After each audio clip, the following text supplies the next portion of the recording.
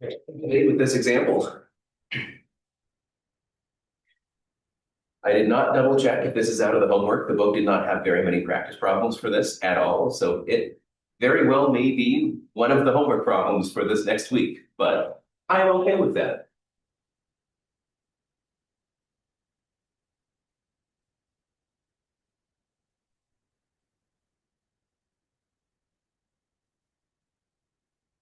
It's just a little bit of practice with reading the book's transition style. So go ahead and build the DFA and then prove whether or not it is minimal.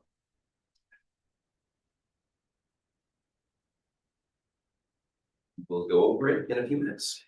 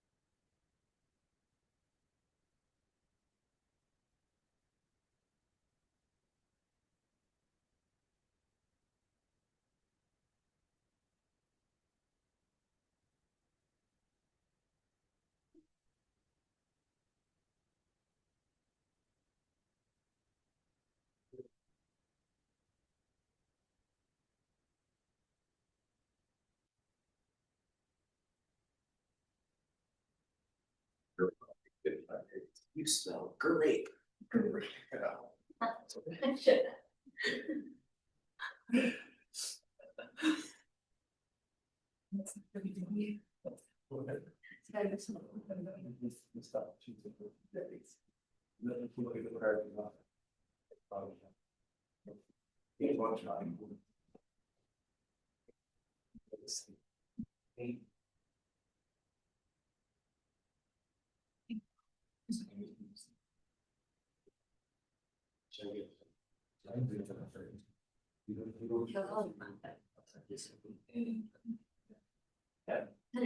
Yeah, whether that is but I think that is more. Yeah.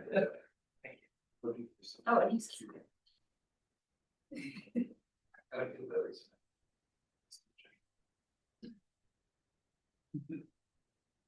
It means that the states are different. Each other, so one is a final state, the other is not. I'm assuming that Q3 is the only final state. The problem probably told me before I copied only the part of the transitions and not the actual.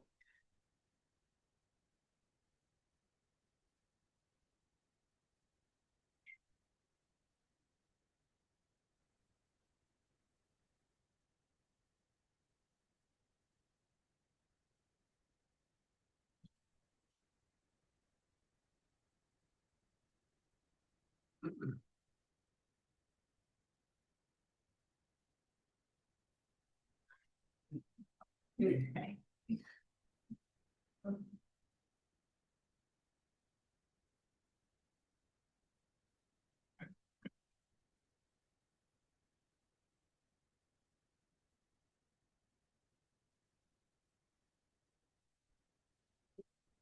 Wait, is the diagonal always distinguishable? Is that something you said? I don't remember. Oh yeah, yeah. A state is always indistinguishable from itself, but combining a state with itself does nothing. So you don't need to consider it at all. Well, okay, but the diagonal then it could be different. Like Q0, Q1. Oh, that's the diagonal if you are off one. Yeah, that you have to prove. Okay. I thought by the diagonal you meant Q0 and Q0. Yeah, Q1 and Q1. Q0, Q0, yeah. Yeah. You need to show distinguishability or indistinguishability for every pair of states. Every different pair of states.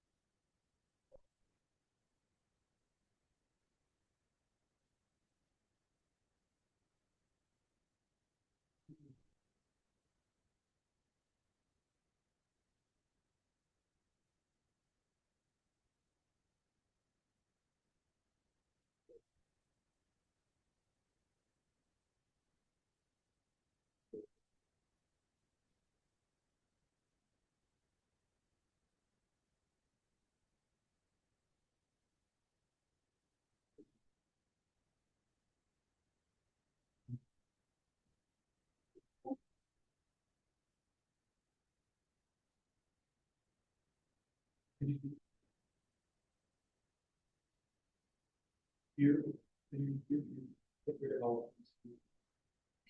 check everyone, if like Q0 to 1.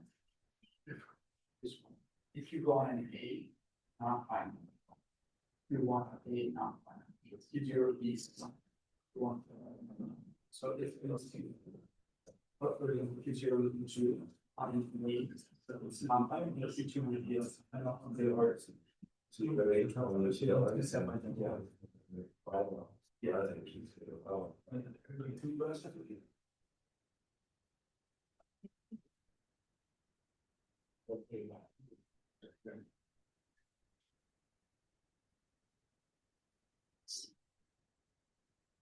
Yeah.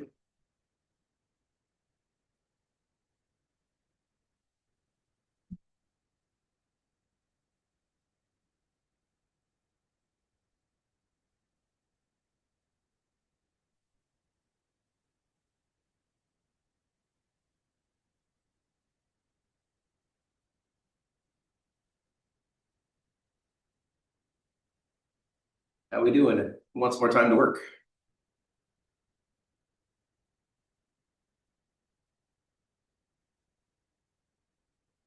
Aaron gets the purpose. Yeah.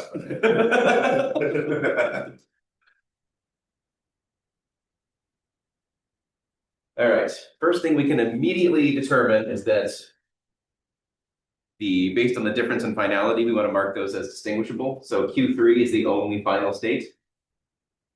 I'm wondering if that is meant to be intended, if Q2 and Q3 are both meant to be final, but we will see what that looks like afterwards. We could just see what differs if we do that.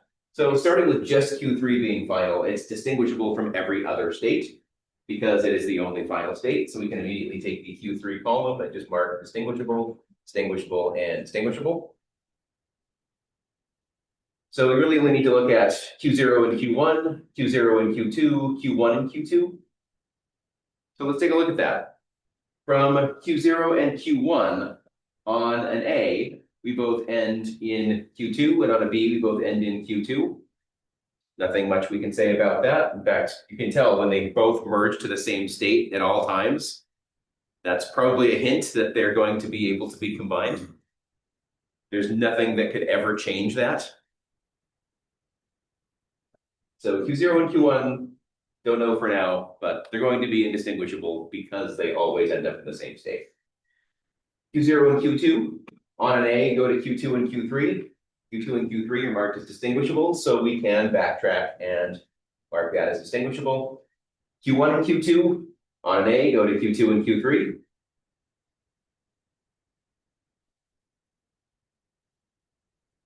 Different finalities, marked as distinguishable in this table.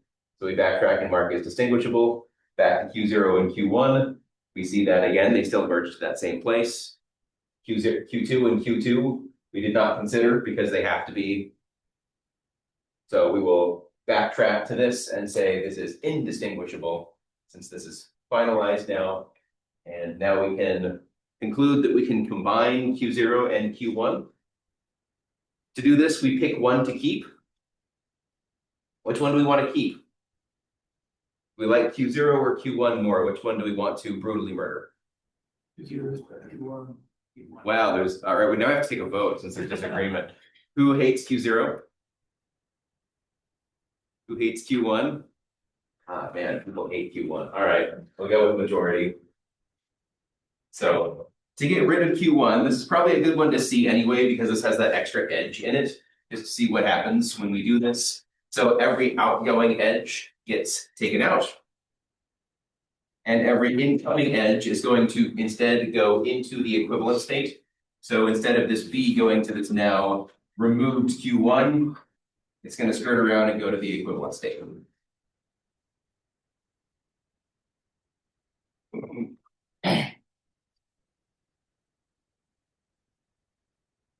So that would do it. Questions on that work?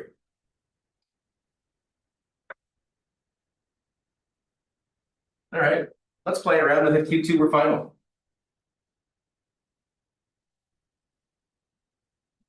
I'm going to keep moving my erasers.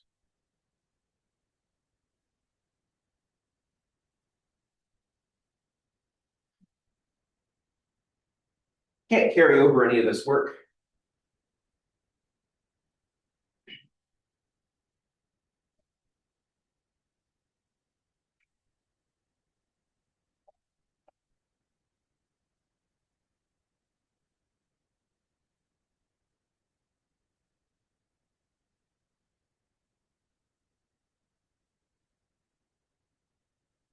All right, if this were the case, we knew Q0 and Q1 were indistinguishable before, but they still go to the same place, but it has a different finality than the original. Does that make a difference? Let's find out. We know that Q0 and Q2 are now distinguishable since they are different finality. Q0 and Q3 are distinguishable. Q1 is distinguished from Q2 based on finality, and Q3 based on finality. Q2 and Q3 are not. So this is the only two questions we have now are Q0 and Q1 and Q2 and Q3. So Q0 and Q1 on an A go to the same place, on a B go to the same place. Same finality on the destination. Q2 and Q3 on an A, they both go to Q3. But on a B, they go to Q3 and Q1. Q1 and Q3 are distinguishable, so we can backtrack and say that Q2 and Q3 are in fact distinguishable. And we end up with exactly the same result, where this wouldn't change in the next pass. It's still indistinguishable. We can still combine it. So changing the finality of Q2 actually had no change in that. Making Q2 final didn't make it combinable with Q3.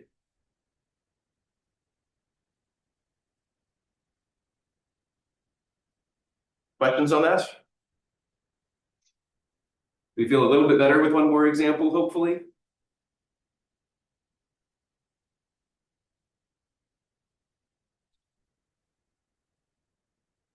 Anyone need anything else from the board?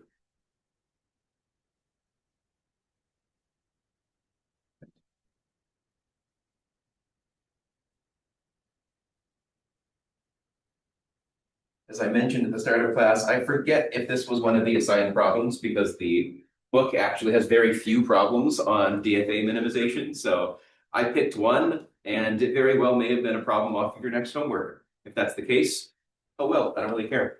Now you have an answer for that.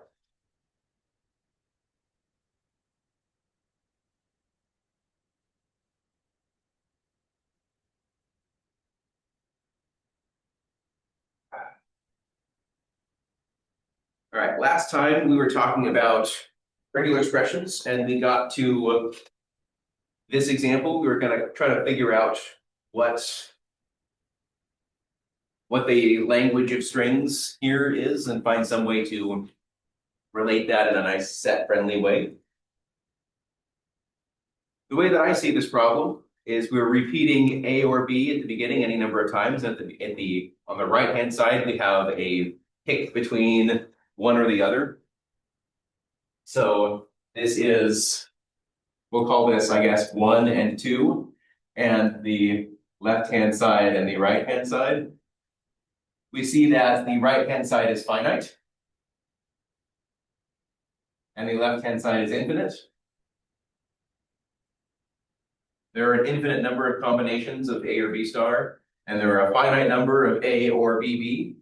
So this tells me that I should take the infinite side, sort by that, and then for each of the infinite side, do something with the finite side. So I'm first going to pick from the infinite nothing, which allows us to concatenate lambda with A, giving us A, lambda with BB, giving us BB. Then I'm going to pick the left-hand side of this, so everything for size 1, then I will concatenate that with everything on the right-hand side. So we start with A, concatenate that with A, concatenate that with BB. Picking the right-hand side now, B concatenate with A, B concatenate with BB. Then we need to do every combination of 2 from the A or B star. So we'll start with AA. Concatenate that with A. Pick AA, concatenate that with BB. And you can see how this process can now continue. And we only need a single ellipse as before. And so that's just one more tool that you can use to determine how to break down something like this. If you have an infinite number on one side and a finite number on the other, start with the infinite, find a way to elaborate that, and for each element of the infinite set, do something with the finite set. And that will mean that you only need a single ellipse on your set.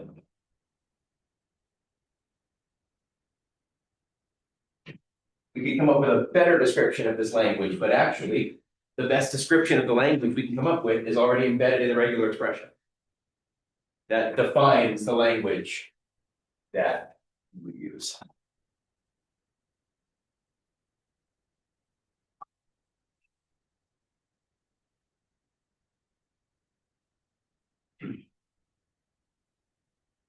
All right.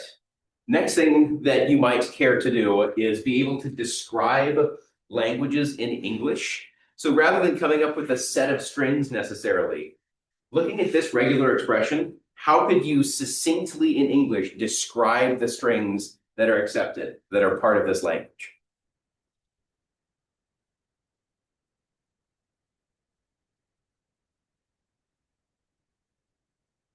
There's a nice succinct way to do it.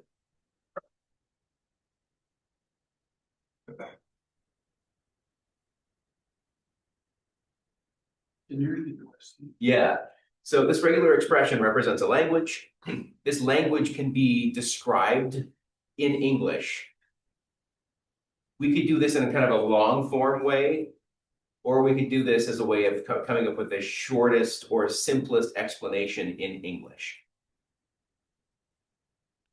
So how could we describe this language succinctly without kind of going character by character? What do these ideas represent? If that makes sense. Yeah. 0 more pairs of A's followed by 0 more or more pairs of B's followed by B. That's a good start. I think we can get even shorter. So it's good to note that the A's there are appearing in pairs and the B's there are appearing in pairs.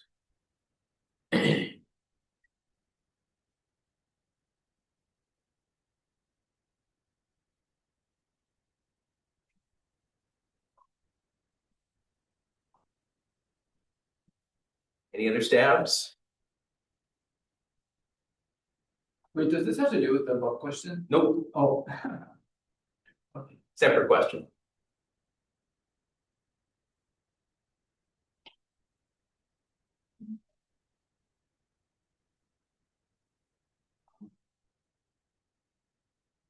We need at least one. We do need at least one B. That is also good to recognize. It is possible to have no A's, but we do need at least one B. Yeah. That is extremely close. If you say and, then it applies no order, and this dictates the order of those A's and B's. So it is an even number of A's followed by an odd number of B's. Exactly. Yeah. Even contains 0. And odd forces there to be exactly at least 1. So we have kind of an inductive way of stating even. 0, and in some number of repetitions, add 2, add 2, add 2, add 2. Regardless, you end up at an even number. For odd, that base case is 1. And then adding 2, adding 2, adding 2, adding 2. So yeah, succinctly, set of strings with an even number of A's followed by an odd number of B's. This is a good way to think about the intuition of being able to understand regular expressions or something that is shown to you formally and being able to abstract from that into the idea that it represents.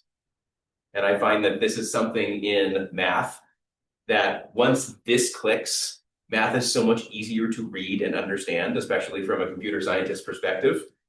And it's something that we don't really focus on as much as we should. Makes math so much easier to read if you get the idea out. All right, next question that has nothing to do with the above two.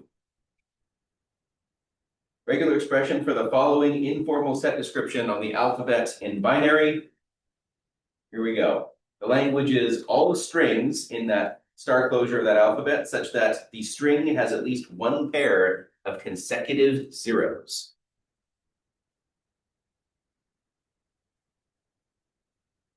And do this as a regular expression. So not as a DFA, not as an NFA, but using regular expression syntax.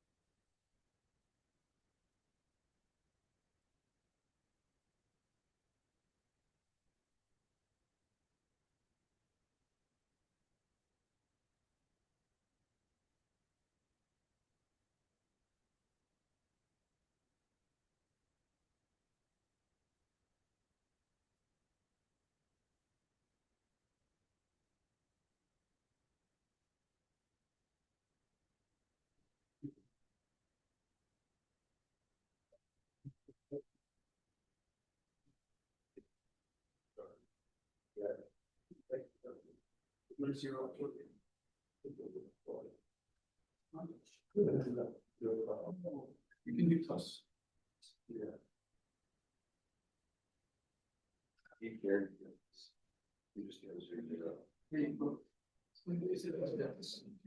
Oh, at least one. So you just get M0, 0 in the center. Right, but all that matters is at least one. So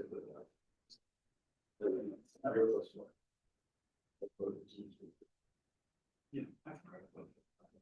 But it's not plus unique. yeah, the plus is both. Yeah.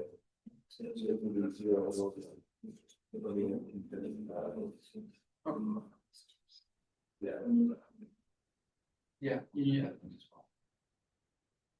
Because you can either have that before or we're gonna have after. Because Other than that.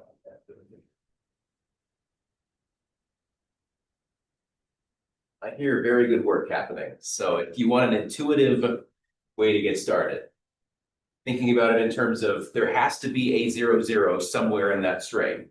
But what comes before or after that 0, 0, we don't dictate.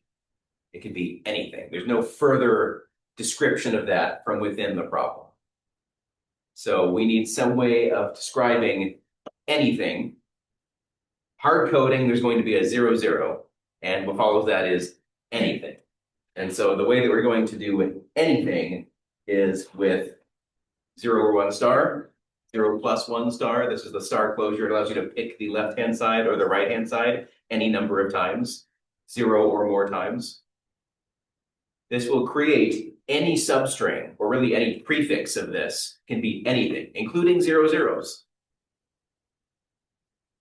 So because of that, the answer to this is relatively straightforward. Once you get that reasoning down and get the idea of an arbitrary string, you just throw them together. You concatenate the prefix is anything, the suffix is anything, and between that prefix and suffix is the exact string 0, 0. Since the star closure attaches itself to the closest element, we need parentheses in there to throw around the 0 or 1. If you didn't have those parentheses, then you would only be repeating the 1 an arbitrary number of times, not the 0 or 1. So you can think about this in terms of logic with the plus representing or. You can think of it in terms of set theory with the plus representing set union. They're all equivalent ideas here.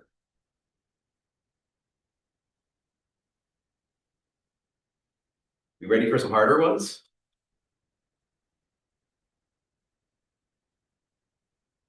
How about no pair of consecutive zeros? So all strings with no pair of consecutive zeros.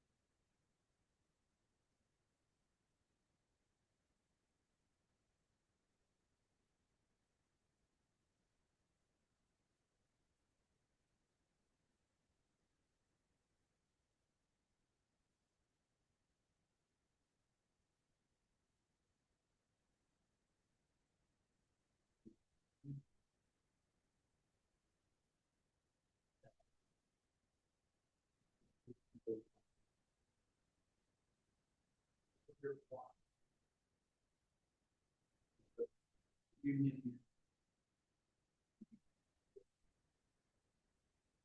One or 0.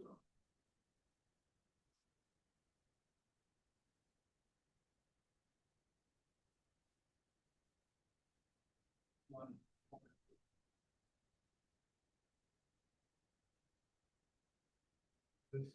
1, 1, 1, 0.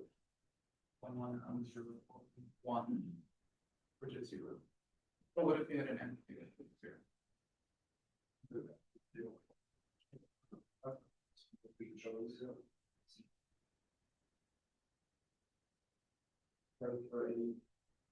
Just 0. Yeah, this just like it is just 0. What if we had make it just 1? 1 you said. Pass it up. Right, but we just 0 then it has. Yeah, so 1 or 1 or 0. 1 or 1 or 0 1 or 0. This side has. Yeah. No, so this is that solution. So like if you choose 1, 1 or 1, 0, but you can never choose 0, 0. You always use 1 and the other. But in this case, then you have to have a 0.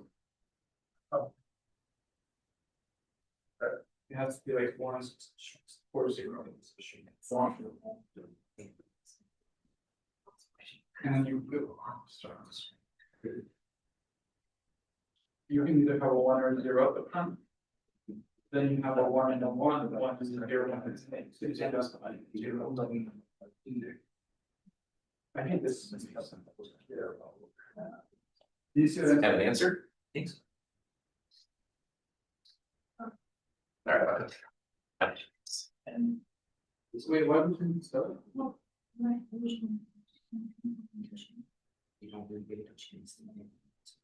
That is right. There can be some, give you something to think about in the meantime. That does work. A number of these, sort of beginning of these ones. Did you? Oh, yeah. Wait, did you? I think you just start here. I think that well, it can also be simpler, but I think it works. yeah. Wait,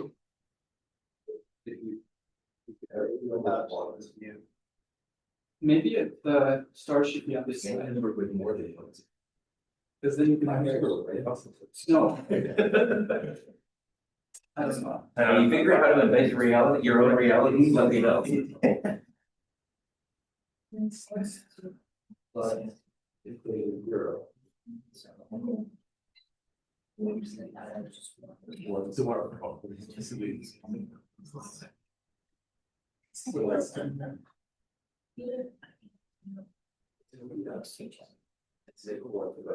What if this one's empty? Oh my goodness. This is a little harder than the last one, isn't it? A little bit more to think about. The number of points.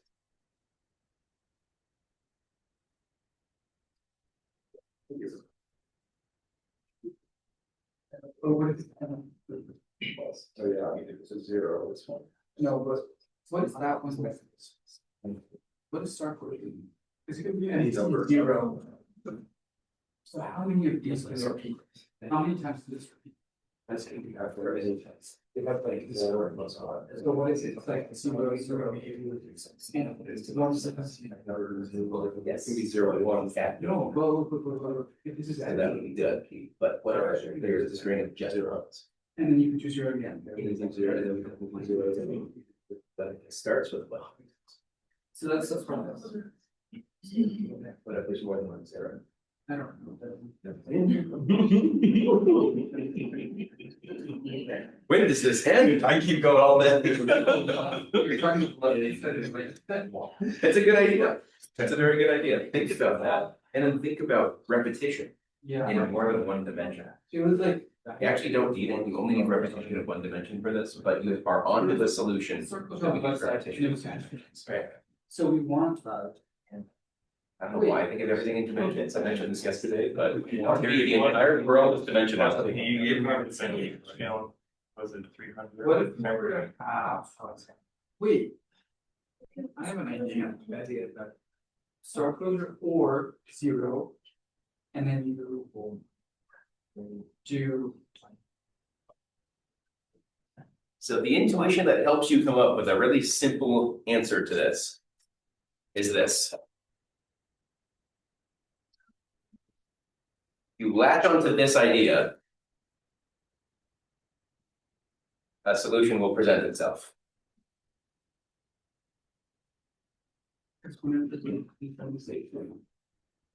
But I can think of at least one case where that isn't true.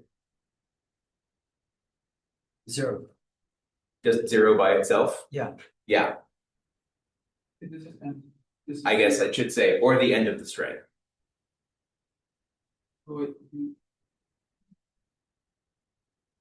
But it always has a 1 at the end. No. Wait, what? Or just too simple.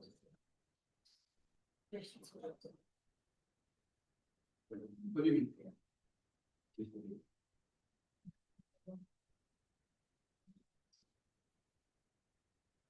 I got. See, the star closure is like this one something.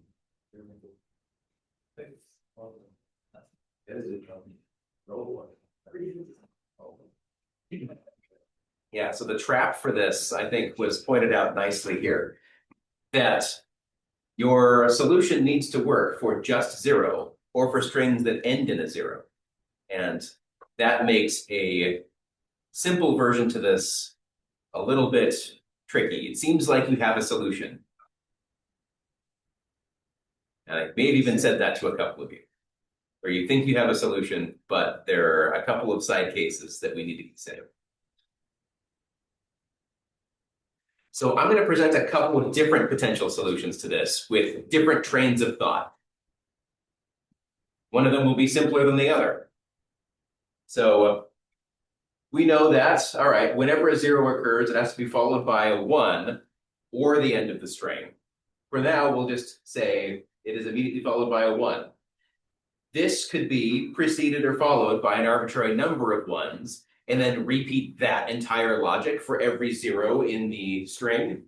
And that gives you something like this. But it's incomplete because it doesn't allow for the string to end in zeros, or one that consists of all ones.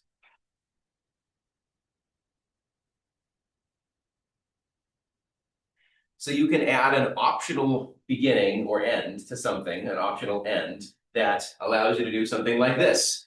This is taking that prior idea and expanding on that prior idea, allowing for, okay, strings that end in zero, we can add an optional end to this string. We know that this portion has to end in a one, either that one that's guaranteed or the optional number of ones at the end. So we can throw a zero at the end of that without breaking things. Or if it ends in a one, then this portion is nothing, and then it ends in a one. Or to handle the strings of all ones, we can allow for all ones, and then end that with a zero or empty. This works, but it's a bit overcomplicated. But it takes an idea and runs with it until you have a solution with it. And I see people do this in programming a lot. You have an idea and you kind of force that idea rather than taking a step back and saying, can I handle this in a simpler way by redesigning it or thinking about it from another perspective? You latch onto that idea and try to force that idea to work. Sometimes that leads to a solution, but oftentimes that solution is overcomplicated. So another thing you could latch onto is this is just a repetition of the strings 1 and 0, 1. So trying to incorporate that logic and then allowing for the string to end in a 0 leads to this solution. Just repetitions of 1 or 0, 1, and at the end of that, we can end in a 0, because again, that forces this to end in a 1. Either that one or that one is the end of this, so we're free to tack on a 0 or not. And this allows you to say something like, do this 0 times and have a 0. That is the string that is just a 0. We can pick 1 an arbitrary number of times and still end it in a 0. We can pick 0, 1 a bunch of times and alternate 0, 1, 0, 1, 0, 1, 0, 1. And that in a 0 or nothing. So this is, again, complete, but is much simpler and kind of redesigned from a different intuitive perspective.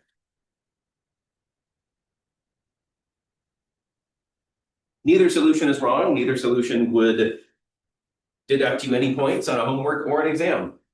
But I think that it points to a very important philosophy in programming of you can very easily overcomplicate something depending on the perspective of how you design it. So both answers are correct. And in fact, this leads to a point that we can make that equivalence in regular expressions, there can be multiple different regular expressions that denote the same language. For any two such regular expressions, we call them equivalent.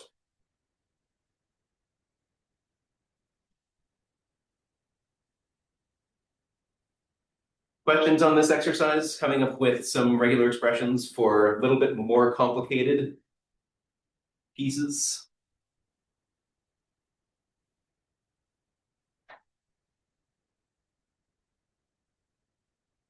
All right. Let's tie this into what we've already been talking about, this concept of regular languages, this class of languages for which there exists a DFA, there exists an NFA, and now we can say there exists a regular expression. We can state that for every regular expression, there is exactly one regular language that it denotes. And as we just saw on the last slide, for every regular language, there is at least one regular expression, but there are probably an infinite number of regular expressions for any given regular language. How could we prove either of these? We could just say, all right, for part one, we're going to construct an NFA that accepts the language represented by the regular expression. And then for part two, generate an expression that generates all labels from all walks of an NFA from the start state to any final state. We could come up with the actual syntax of the regular expression from iterating every path from initial state to some final state and incorporate that. That would make a very complicated regular expression. It's kind of brute forcing the regular expression. But it is something that we could prove is possible.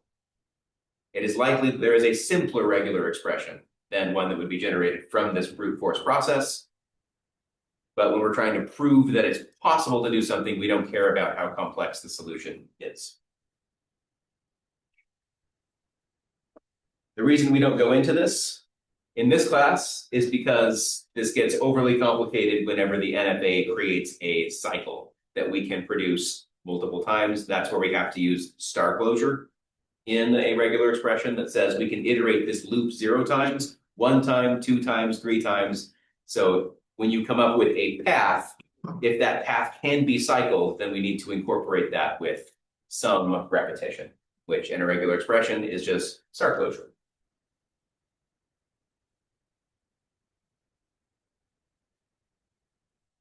I state this, but I've also shown time and time again that either we don't have time or there are better things to do than to go back to this and actually show exactly how it works. That said, the book does go over it. So if you are curious, it makes for some fun nighttime reading that may or may not put you to sleep.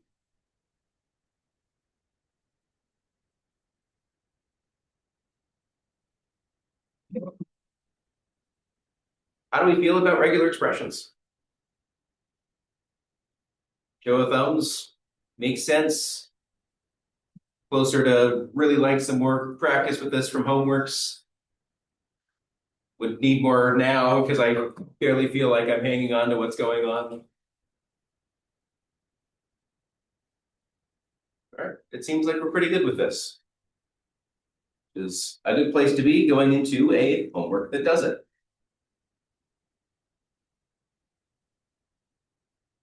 All right.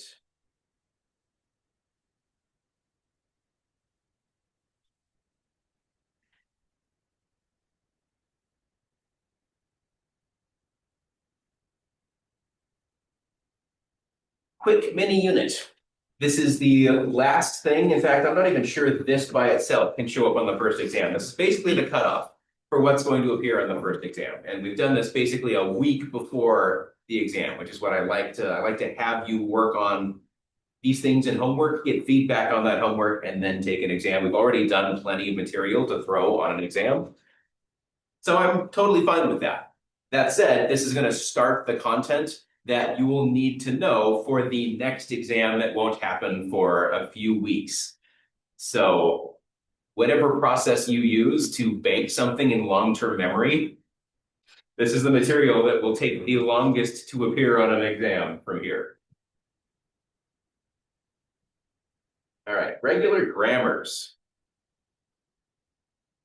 We've seen a few ways to now look at and identify and represent a regular language. We could draw a DFA, we could draw an NFA, we could write a regular expression. There is one more way of doing this, which is to write a grammar. However, the grammars that we wrote at the very beginning of the class were not regular in nature. There are additional restrictions on these grammars that we need to make in order for a grammar to be able to represent the class of languages that is regular. Elements of grammars, we had terminals. Those are just characters in the alphabet. Non-terminals were variables representing structure.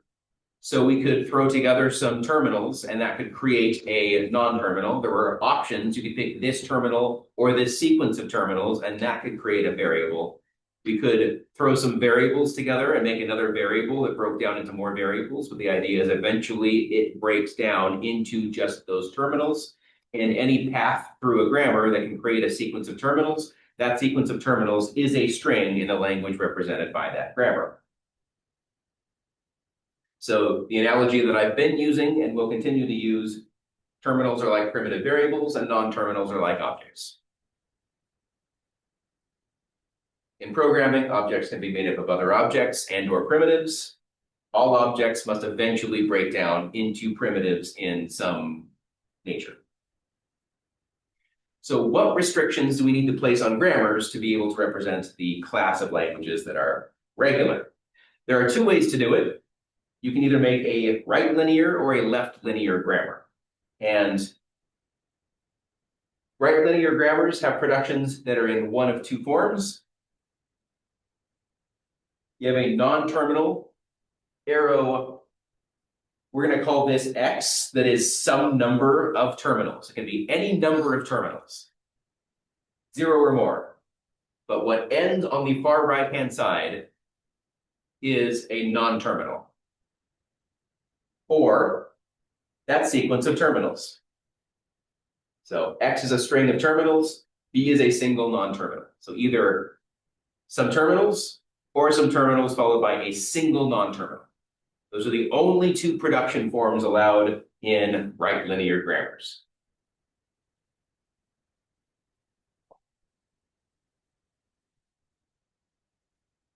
Left linear grammars, on the other hand, look actually very similar, except the only thing that changes is where the B is located.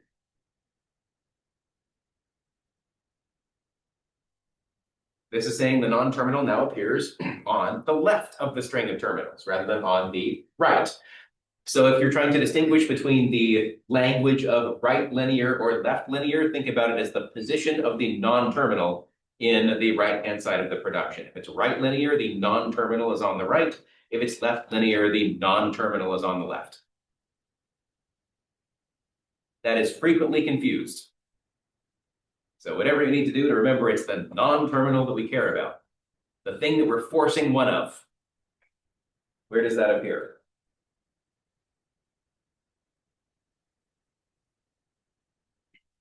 Questions on these rules? What they mean? We'll come back to this tomorrow then. Give you some examples of some regular grammars. And we'll see how these are equivalent to everything we've already talked about.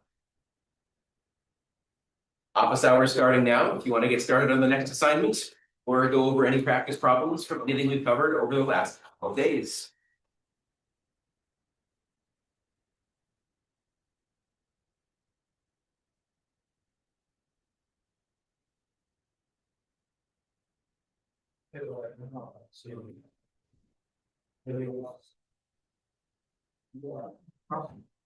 You looked at